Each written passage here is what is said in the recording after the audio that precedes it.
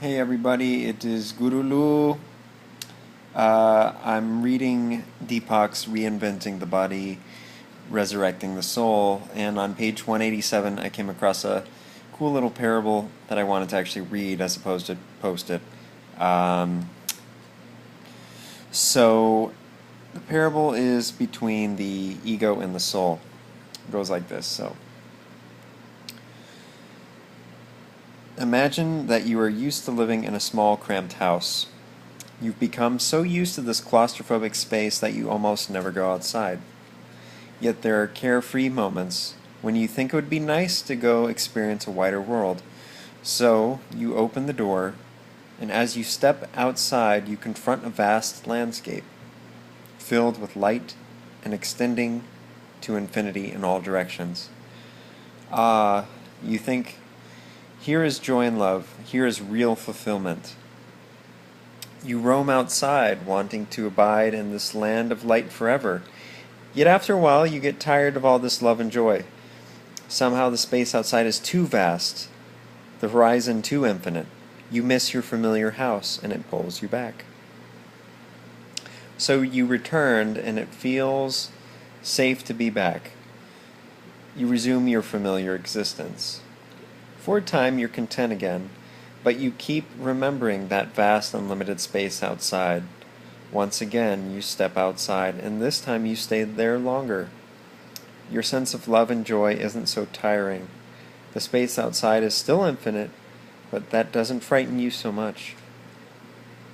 The light that shines everywhere isn't so blinding, and you resolve that this time you will abide here forever. This is a parable about the ego and the soul. The ego is a safe house, the soul is the unbounded space outside. Every time you feel even a moment of joy and love, freedom and bliss, you have stepped into the land of light. You feel so wonderful that you want to keep the experience going, the way two infatuated lovers never want to be apart. But your ego, your safe house, calls you back. This pattern of coming and going is how letting go works. He's talking about letting go in this particular part of the book.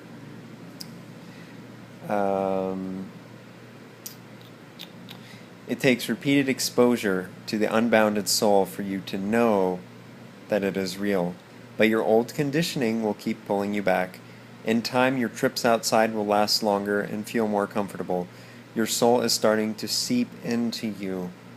With this merging, you begin to understand that you can live in the unbounded permanently. It becomes more natural than your safe house because in the unbounded, you are the real you. So I really like that little parable about the house, and really, in essence, that is what what is going on, what this book is all about, really. It's about you.